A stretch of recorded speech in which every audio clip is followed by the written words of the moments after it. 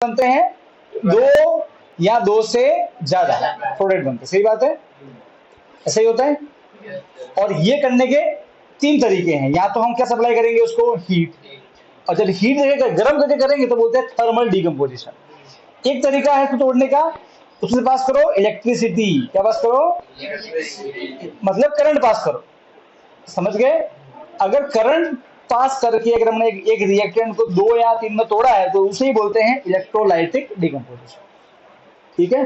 तो सबसे बढ़िया एग्जांपल है इलेक्ट्रोलाइसिस ऑफ वाटर। क्या एग्जांपल है इसका, इलेक्ट्रोलाइसिस ऑफ वाटर।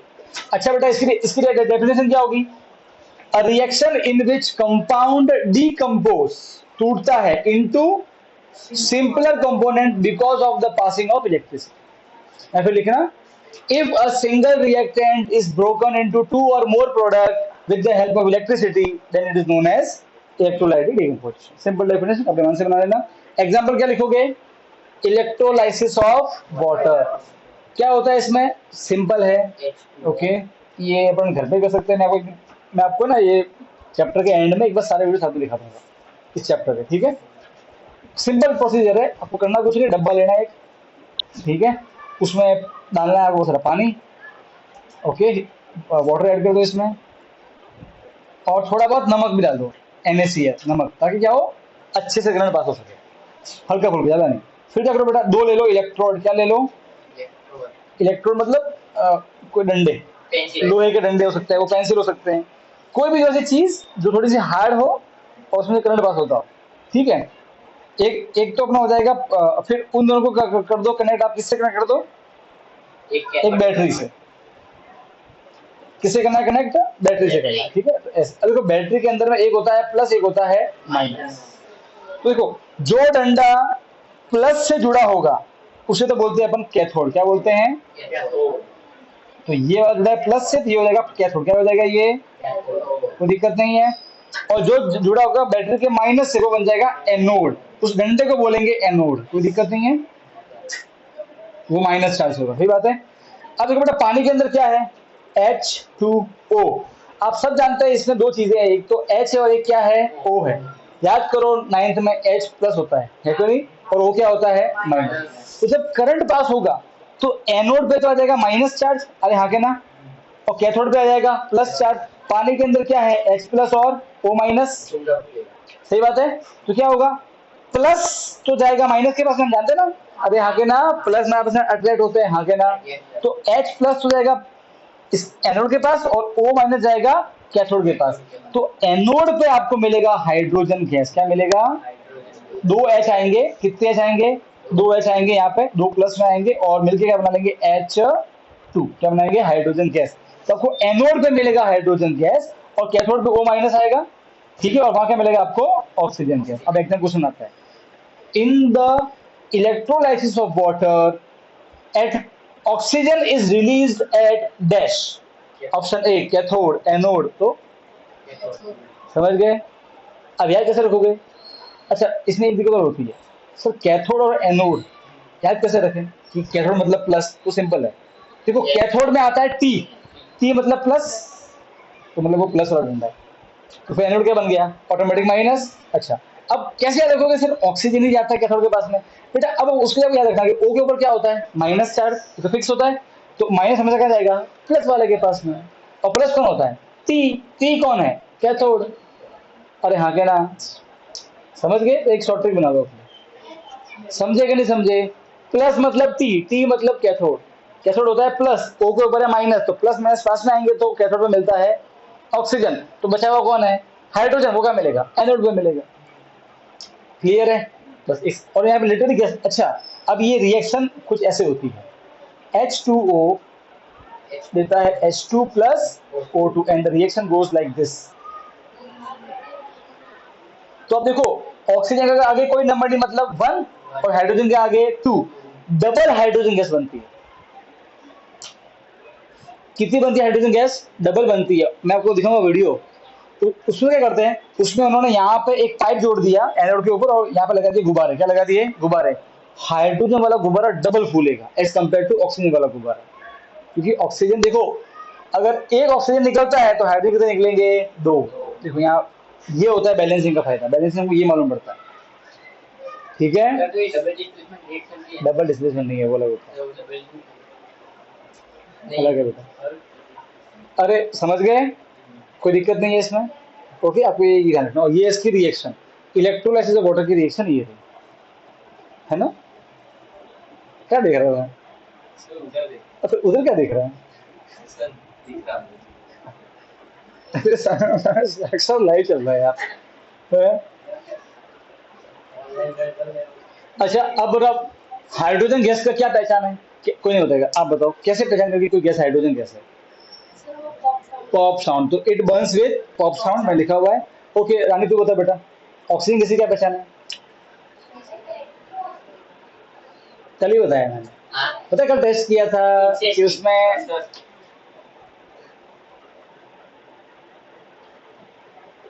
कैसे मालूम पड़े कोई गैस ऑक्सीजन है? कल पता क्या, कल मैंने देखा था एक्सपेरिमेंट में।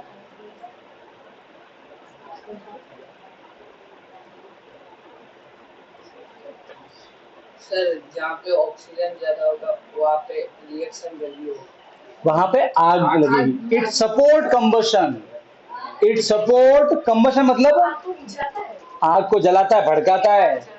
इट सब कंबशन मतलब आग सपोर्ट करता है उसको, इसकी वजह से इंक्रीज द फायर। देखो मैंने फायर लिखा नहीं है, फायर का सिंबल बनाया है, ठीक है।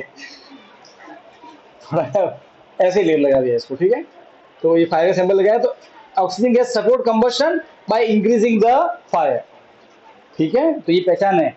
और बेटा माही क्षत्रिय क्या पहचान है कार्बन डाइऑक्साइड की? कैसे मालूम कोई भी गैस कार्बन डाइऑक्साइड है? कल ही बताया है। सर मैं बोल तुम पानी में गिरो मेहनत पे यार। एक जो पूछा तू माही क्षत्रिय है? फिर बाल घूम रहा है क्षत्रिय, ढंग से पढ़ा नहीं।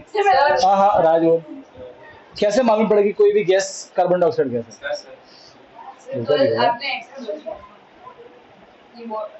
नेत्रा बेटा आप बताओ कैसे मालूम पड़ेगा कोई भी गैस कार्बन डाइऑक्साइड है?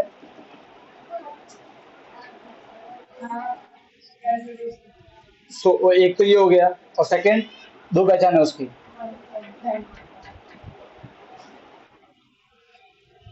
अरे चलो तो बताया क्या कर रहे हो? सर मैं देवांगी बता। सर कार्बन डाइऑक्साइड आग को बुझाता है। It extinguish the fire first, extinguish the fire से बोलना है एग्जाम में। दूसरा हाँ दो है, दोनों बताना है।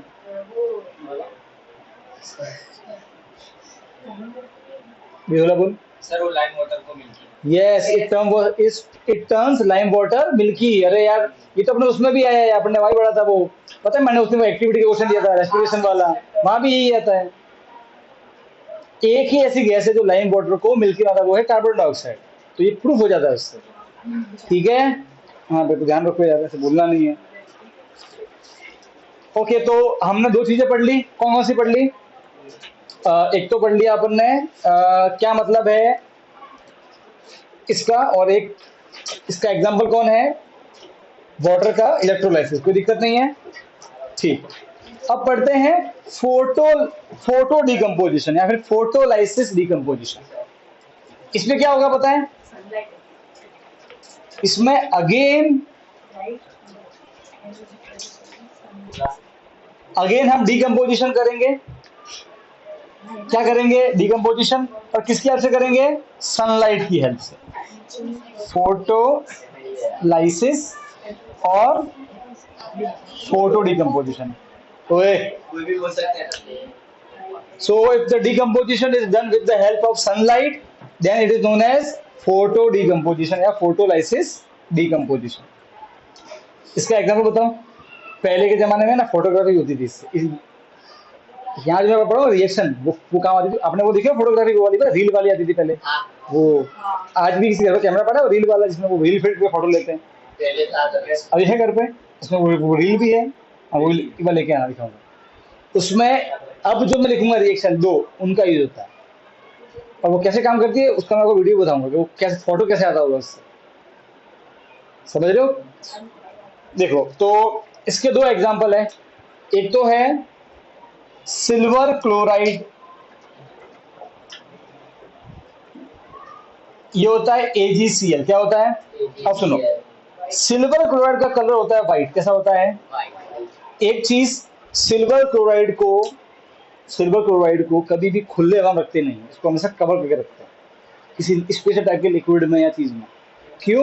क्योंकि सिल्वर क्लोराइड को अगर आपने बाहर खुले में रख दिया, उसको हमेशा उसको रखना पड़ेगा डार्क चीज में, डार्क जगह पर। लाइट नहीं गिरनी चाहिए इस पर, क्योंकि हम क्या पढ़ रहे हैं? फोटो मतलब लाइट। अब वो लाइट ये भी हो सकती है और सन की लाइट भी हो सकती है। मोस्टली हम बात करते हैं सन की, पर लाइट तो ये भी हो सकती है भाई। सन से लाइट ही तो आ रही है ना, व्हाइट लाइट, वो यही है। ठीक है, तो उस पर लाइट नहीं गिरनी चाहिए, वरना क्या होगा? जैसे उसमें लाइट गिरेगी, क्या हो जाएगा? रिएक्शन हो जाएगा और कुछ नया माल बन जाएगा। और हमें क्या चाहिए था? ये, और कुछ नया बन गया। फिर हमारा किस काम का ये? बात समझ में आ रही है? तो जैसे ही सिल्वर, एजी मतलब सिल्वर, सिल्वर क्लोराइड पे क्या पड़ती है? लाइट, सनलाइट बोल दो। अभी यहाँ उसको सनलाइट बोल रहे हैं, सनलाइट। तो एक तो सिल्वर प्योर, ये होता है व्हाइट कलर का, it is white colour. Silver होता है ग्रे कलर का, चांदी ग्रे कलर की होती है, और प्लस बनता है Cl2 गैस। ओके, तो ये व्हाइट कलर का सब्सटेंस क्या बन जाता है? एक ग्रे कलर का सब्सटेंस, और साथ में क्लोरीन गैस भी निकलती है, और इसको बैलेंस कर लेते हैं ऐसे। समझ गए? ओके, एक और है सिल्वर ब्रोमाइड। और ये जो रिएक्शन है, ये होती थी ब्लैक एंड व्हाइट फोटोग्राफी में यूज। अब इस क्वेश्चन में होता है एग्जाम में, कौन सी रिएक्शन है जो ब्लैक एंड व्हाइट फोटोग्राफी में यूज होती है? तो है वो सिल्वर ब्रोमाइड की फोटो डिकम्पोजिशन की reaction. Okay, silver bromide AgBr, ये यूज होती है ब्लैक एंड व्हाइट फोटोग्राफी में।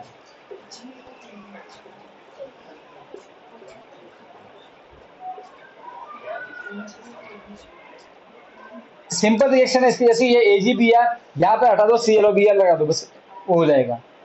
अगेन ये भी व्हाइट कलर का जो सब्सटेंस होता है, नॉट व्हाइट, येलो इश व्हाइट होता है। नॉट एकदम, ये तो प्योर व्हाइट, ये येलो इश white. Okay, light light yellow होता है थोड़ा सा, है ना, तो येलो इश व्हाइट बोल दो उसे।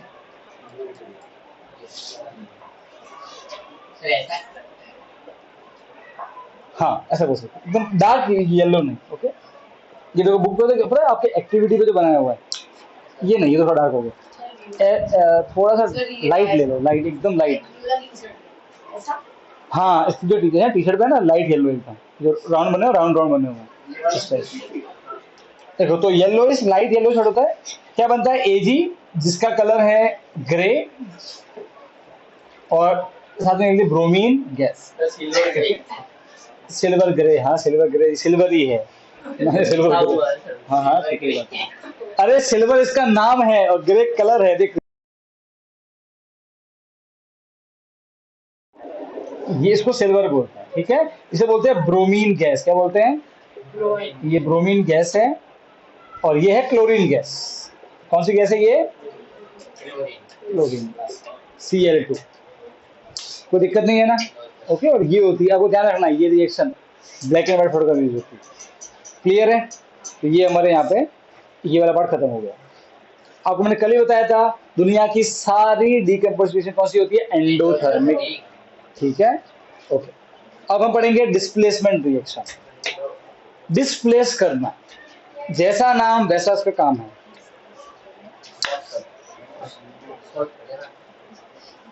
जैसा उसका नाम है वही काम। डिस्प्लेस का मतलब क्या होता है? डिस्प्लेस का मतलब क्या होता है?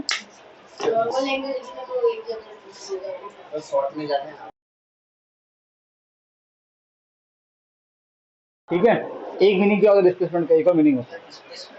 हाँ, इसका एक और मीनिंग,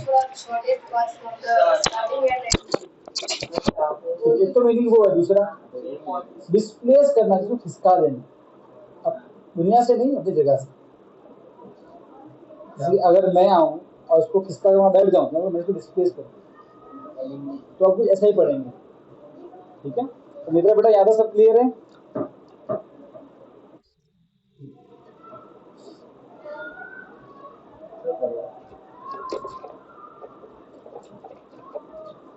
अच्छा, मैंने यहाँ पे इसमें लिखा हुआ ब्लैक एंड व्हाइट वगैरह पॉइंट मैचिंग, क्या लिखा हुआ है?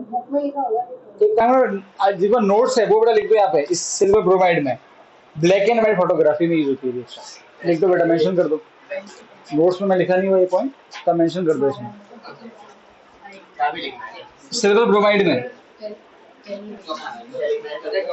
It is used in black and white photography. आप बताइए जी।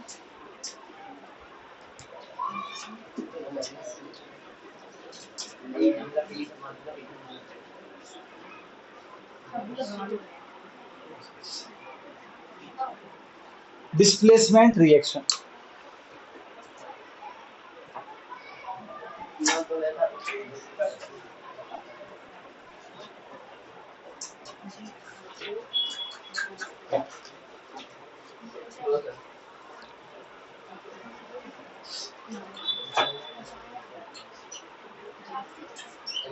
ओके अब सुनो,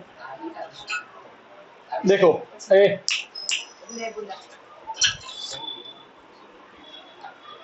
अभी हम एक नया पढ़ेंगे कंसेप्ट, मोर रिएक्टिव और लेस रिएक्टिव। देखो एक होता है मोर रिएक्टिव मेटल और एक होता है लेस रिएक्टिव मेटल।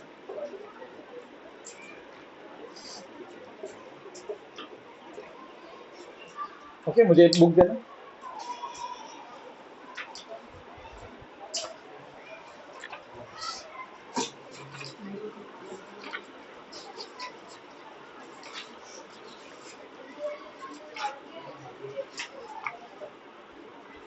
देखो मैं आपको एक कंसेप्ट समझाता हूँ, जाकर ऑलरेडी नेक्स्ट चैप्टर 3 में आएगा आएगा, अभी पॉइंट डिस्कस करें तो वापस समझ लो।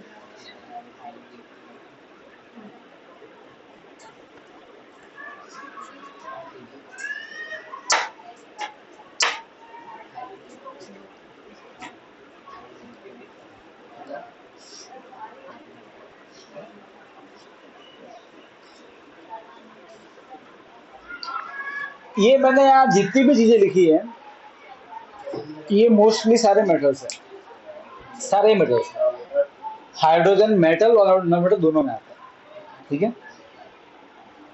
अब देखो मैं आपको समझाता हूँ कि जो जितना ऊपर होगा, जैसे मान लो कि अगर मैं बात करूँ कैल्शियम की, सी मतलब कैल्शियम, तो कैल्शियम से नीचे वाले जितने भी मेटल है वो कैल्शियम से कम रिएक्टिव है।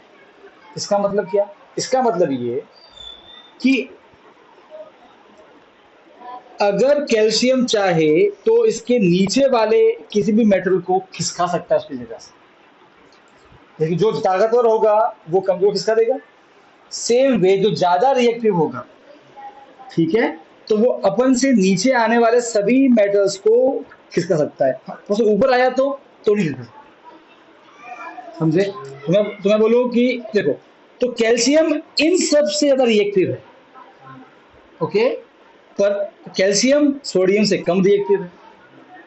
ओके बात समझ रहे हो? जैसे मैं बोलूं मैं लंबा हूं, इसमें सबसे लंबा हूं, ओके, मैं बिहोला से लंबा हूं, ओके, मेरे से लंबा आ गया तो लंबा और छोटा कोई परमानेंट टर्म नहीं है, ये तो कंपेरेटिव टर्म है, समझ गए ना? वैसे ही मोर रिएक्टिव और लेस रिएक्टिव कंपेरेटिव टर्म है, मतलब कैल्शियम मैग्नीशियम के मुकाबले मोर रिएक्टिव है, कैल्शियम इसके मुकाबले मोर रिएक्टिव है, पर कैल्शियम सोडियम के मुकाबले लेस रिएक्टिव। समझ गए? ये एक टेबल होती है, अभी आपको याद भी करनी है, ये चैप्टर 3 में आपको ऑलरेडी आएगी डीप, ठीक है। इसको बोलते हैं रिएक्टिविटी सीरीज। क्या बोलते हैं इसको? जैसे कि एल्यूमिनियम, तो एल्यूमिनियम किससे ज्यादा रिएक्टिव है? जिंक।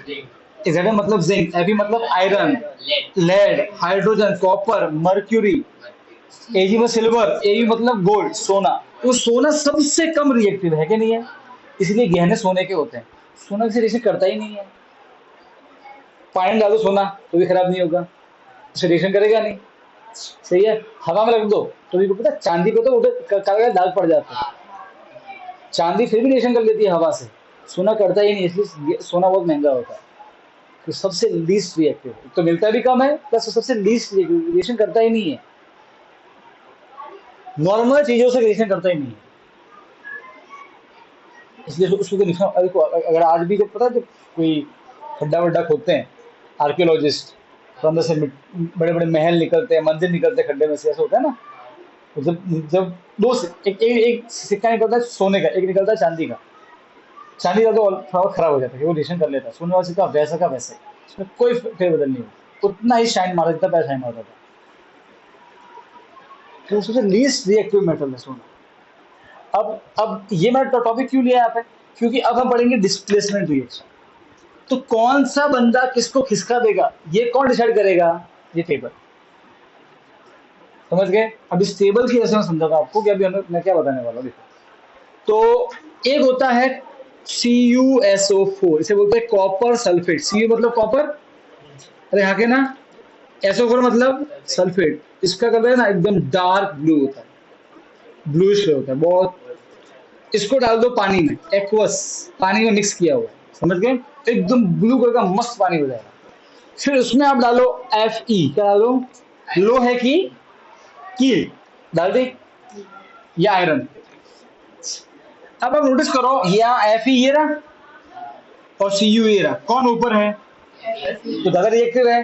तो ये Fe Cu को लात मार के हटा देगा और खुद जगह ले लेगा Cu की, तो क्या बन जाएगा, FeSO4, और Cu बाहर निकल जाएगा, तब बन जाएगा FeSO4, बोलते हैं फेरस सल्फेट। क्या बोलते हैं, फेरस सल्फेट।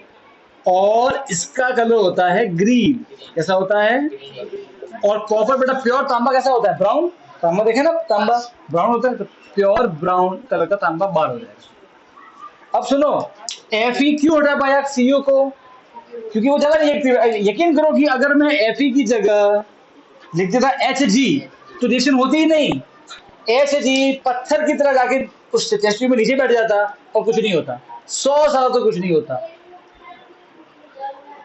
वो लेस रिएक्टिव है, वो Cu को हटा ही नहीं पाएगा। हाँ, अगर मैं Cu के ऊपर जितने भी है Pb लगा दूं तो भी हटा देगा, अरे हाँ के ना। अगर मैं ये लगा दूं तो भी हटा देगा, ये लगा दूं तो भी हटा देगा, ये लगा दूं तो भी Cu को हटा देगा, ये लगा दूं तो भी Cu को हटा देगा। समझ गए। पर Cu से नीचे जो भी आएगा उसको हटा नहीं पाएगा। तो यहाँ पर क्या हो रहा है, लिटरली डिस्प्लेस हो रहा है। तो इसको हम कैसे डिफाइन करेंगे, in a reaction if a more reactive metal, मैं क्या बोल रहा हूं, सब सुनना, more reactive pure metal displace a less reactive metal from its compound। Cu क्या अकेला है कि किसी साथ जुड़ा हुआ है, उसको बोलेंगे with compound, वो कंपाउंड में है। तो एक more reactive pure metal एक least reactive less reactive metal from the compound को हटा दे, then that reaction is known as displacement reaction। किसका दिया उसको, so a more reactive metal will displace the less reactive metal। समझे। अगर मैं यहाँ पे लगा दूं FeSO4, ठीक है, और यहाँ पे रख दूं Zn, अब देखो ये FeSO4, अब ये ब्लू कलर का नहीं है, ठीक है ना, नाम से नहीं जाएगा। अच्छा, जिंक Fe के ऊपर है, तो जिंक मोर रिएक्टिव है ना, हटा देगा, क्या बनेगा, ZnSO4 और Fe। आप सबको मालूम है Zn+2 होता है 9 के हिसाब से, और SO4 क्या होता है, माइनस, इससे कट जाएगा। हाँ, अगर मैं यहाँ पे रखूँ एल्यूमिनियम, देखो बेटा अब क्या होगा पता है, एल्यूमिनियम ऊपर आता है, Fe हटा देगा तो बनेगा Al2SO4 होल थ्राइस, मालूम है ना, Al+2 होता है और +3 हो, सॉरी, और -2, तो ये 2 यहाँ आएगा, 3 यहाँ आएगा, कटेंगे तो नहीं, तो क्या बनेगा Al2SO4 होल थ्राइस। समझ गए। तो ऐसा होगा, तो हमेशा एक मोर रिएक्टिव प्योर मेटल एक लेस रिएक्टिव मेटल को उसके कंपाउंड से हटा देगा, ठीक है, और तब जो रिएक्शन होगी उसे क्या बोलते हैं, डिस्प्लेसमेंट रिएक्शन। वही हो रहा है ना, लिटरली वही हो रहा है। एल्यूमिना है, लात मारी चला गया वहां से, कोई दिक्कत है क्या, नहीं, पक्का। सर पहले की बदले अगर दूसरे को हटाए तो हटा सकते हैं इसको, क्या, जैसे कि Fe को हटाया, अगर SO4 को हटा सकते हैं, अगर वो उससे लेस नहीं बेटा, मेटल को भी हटाता है, ठीक है, SO4 को नहीं हटाएगा बेटा, ये खुद भी प्लस है, ये तो प्लस ही है, ये खुद एल्यूमिनियम भी प्लस हो जाएगा। अब दो प्लस पर कैसे पास में आएंगे, प्लस माइनस ही पास में आते हैं ना, ऐसे नहीं, ठीक है। तो एक मेटल को ही हटाएगा, ये ध्यान रखना। अब इसका डेफिनेशन नोट्स में भी है। Displacement reaction is a chemical reaction in which a more reactive element या metal displace a less reactive element from its compound.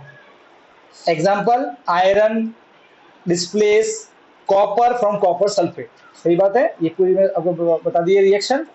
और भी है, अगर आप आयरन की जगह जिंक ले लो, मैंने वो भी लिखी थी अभी, तो जिंक भी हटा देगा उसको, ठीक है। तो ऐसा ही होगा। पीछे मैंने कॉपर वाली रिएक्शन भी दी हुई है। और भी रिएक्शन है, देखो एक थर्ड रिएक्शन और है,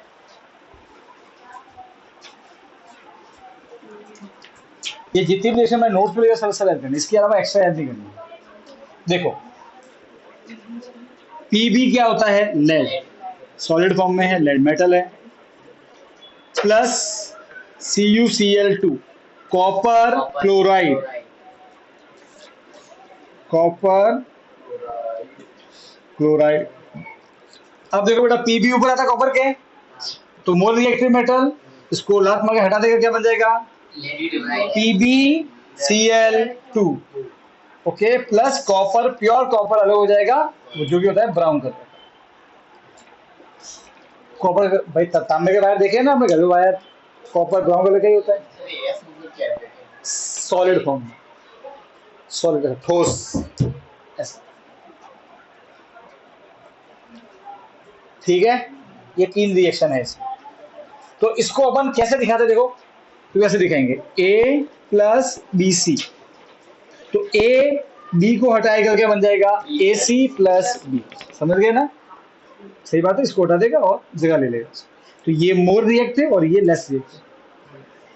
तो हम एक्वस लिखे और ना लिखे तो फर्क पड़ता है। देखो यार, मैं तो कोई मार्क्स काटता नहीं हूँ, जब मैं पेपर बोर्ड चेक करता हूँ, बस आने में गया है कि लिखना है, मार्क्स काटोगे। या अगेन डिपेंड अपॉन टीचर होता है। तो मैं तो कोई आपको कोई मौका देना नहीं, मैं तो आपसे यही बोलूँ, आपको और चिंता क्यों कर रहे हो, बस तुमको कोई याद नहीं रखना है कि मुझे यहाँ एक्वस है, तुम बस उसको बस देखो ध्यान से, जब भी पढ़ो ध्यान से उस रिएक्शन को ध्यान से, तो तुम क्या करते हो, बस तुम्हें झट से ध्यान से पढ़ना है उसको, क्या लिखा है उसका माइंड में छप जाता है फिर, और वो करने के लिए आपको बार बार पढ़ना पड़ेगा, इसलिए मैंने वो टेस्ट निकाला है बार बार। यही तरीका है याद करने, और कोई तरीका नहीं, ठीक है। बस जो मैं टेस्ट उसको सही से फॉलो करना, तन मन से उसमें तैयारी मन से करना, टाइम पास में करना बेटा, वरना फिर आपकी हेल्प कोई नहीं कर पाएगा, ठीक है। इसलिए जो भी मैं टेस्ट है उसको एज ए बर्डन कभी मत लेना, ये आपके लिए ही मैं कर रहा हूँ। देखो बेटा, अगर मैं टेस्ट नहीं लूंगा तो मेरा फायदा ही है ना, मैं उल्टा 2 घंटा फ्री रहूंगा मेरे घर पे। अरे भाई आगे ना पेपर बनाना, फिर पेपर चेक करना, टाइम लगता है इसमें, आसान खेल नहीं है। 9th 8th में तो टिक मार लेते हैं आंसर को, अब 10th है तो मुझे पेपर कैसे चेक करना पड़ता है, एक स्पेलिंग भी देखनी पड़ती है, तो लॉट ऑफ टाइम। अभी आपके लिए कहता हूँ कि आप देखो, मैं आपने अभी भी आप वो एक बात भूल गए, जब मैंने ये ग्रुप बनाया था अपने 10th का, तो पता है मैंने उसमें फर्स्ट डे मैसेज लिखा था कि मुझे आप सबकी क्षमता पर पूरा भरोसा है, अगर आप लोग पूरा एफर्ट लगाने को तैयार हो तो आपका जो ड्रीम रिजल्ट है वो मैं आपको लगे पहुंचा दूँ। अगर पर आपको मैं कुछ नहीं कर सकता इसमें, मेरे पास में पिछली बार लहर भी थी, आयुष भी था, तो है ना, राशि भी थी, तो दिया भी थी, वो चीज पास हो गई, मुझे बहुत खुशी है। आपको लग रहा होगा सर ये मेरा जादू से क्या है, पता है, मैं आपको सिर्फ चीजें समझा सकता हूँ, आपको मैं ट्रिक बता दूंगा, आपको ऐसे याद करना है इसको, मैं वो ट्रिक बता दिएगा, आपको बार बार पढ़ना पड़ेगा, आप फॉलो आपको करना पड़ेगा इसको, क्षमता आप सब में है, ये मैंने देखा है इसलिए बता रहा हूँ, ठीक है। अब उसको अगर सही से आप यूज करोगे, जो मैं कहूँ उतना करोगे, मन से करोगे, एक साथ तकलीफ पड़ेगी, पर जिस दिन अपना रोल नंबर एंटर करोगे वेबसाइट पे रिजल्ट के दिन, उस दिन आपको बहुत खुशी भी होगी अपने आप को। और फिर अगर नहीं करोगे तो फिर उस दिन जो भी होगा उसको फेस करना, मैं तो आपको क्या बोलूँ आपको, ठीक है। उसकी कोसना मत किसी को कि इसकी वजह से हो गया, उसकी वजह से हो गया, लाइट चली गई थी इसलिए हो गया, फिर मोमबत्ती क्यों नहीं जले, गैस का स्टोव लगा पढ़ लेता, रोड लाइट पढ़ लेता, पढ़ना पड़ते ही है, तो फिर उसे माना मत बनाना फिर। इसलिए मेरा ये हमेशा मानना है, जब गलती खुद की हो तो उसको मान लेना चाहिए, क्योंकि फिर वो आपको हिम्मत देगी आगे मेहनत करने की।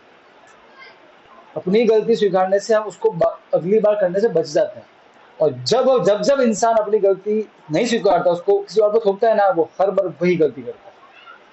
ये मैं झूठ, सच बात है।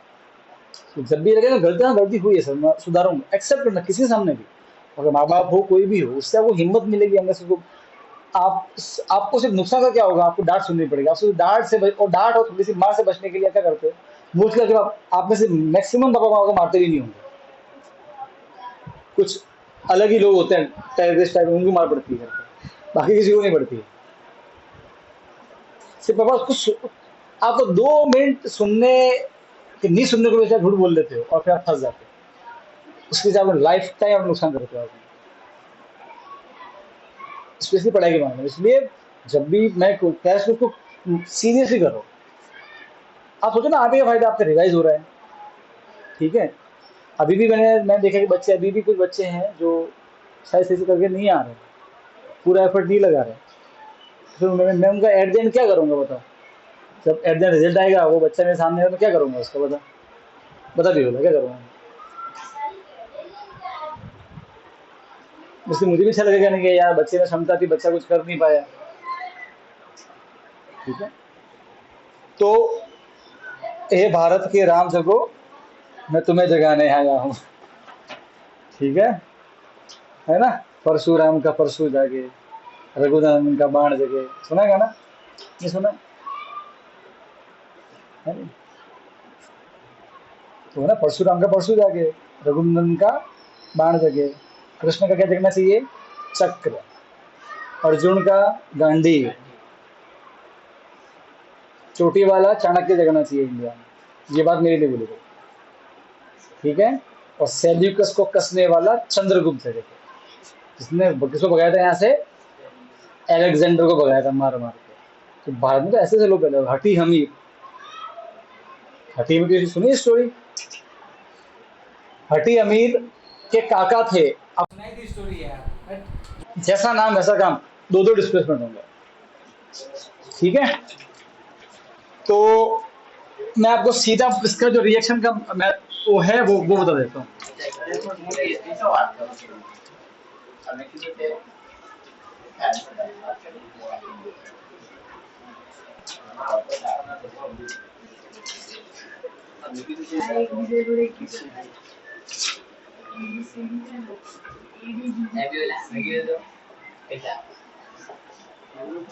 देखो बेटा यहाँ कैसे होगा, देखो ए और सी दोनों मेटल हैं, ए तो हटाएगा सी को और सी हटाएगा ए को। मतलब अब जगह जगह ना अदला बदली कर देंगे।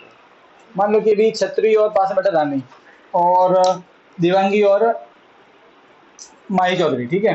अब मान लो कि छतरी का नहीं बन रहा है रानी से और देवांगी नहीं बन रहा है इससे, चलो आप जगह चेंज, पार्टनर चेंज कर दिया दोस्त, ऐसा।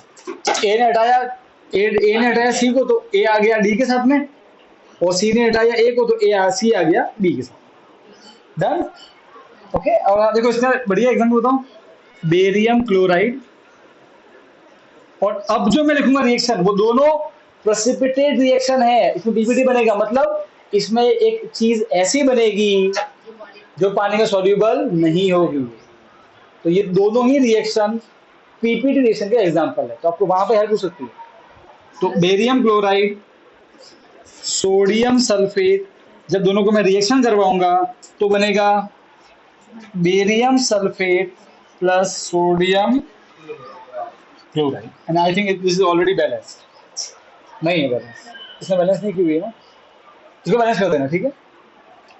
तो ये है बेरियम क्लोराइड, सोडियम सल्फेट। अच्छा, अब यहाँ पे जो पीपीटी है वो ये है बेरियम सल्फेट। जो बेरियम सल्फेट है, मैंने देखो लिखा भी हुआ है उसमें, ये एक वाइट कलर का क्या है, पीपीटी है। मतलब जैसे ही देखो ये दोनों ना बिल्कुल होते हैं पानी जैसे होते हैं, कलरलेस, जैसे मिलाओगे तुरंत से एकदम वाइट कलर आ जाएगा। अच्छा पता, उसमें मैं वो दिखा रिएक्शन था जिसमें तुरंत से येलो कलर आ गया था, वो ये थी, वो नीचे वाली रिएक्शन, ठीक है। इसमें पीपीटी वाइट होता है, इसमें पीपीटी वाइट होता है। लेड नाइट्रेट, ये lead nitrate plus potassium iodide, okay, that gives lead iodide, जो कि येलो पीपीटी है। ये जो लेड आयोडाइड है, यही आपका येलो कलर का क्या होता है, PPT plus potassium nitrate. Okay, यहाँ तो कोई दिक्कत है तो बोलो बेटा मुझे। नहीं, बस यहाँ पे 2 लगा दो, ये बैलेंस हो जाएगा।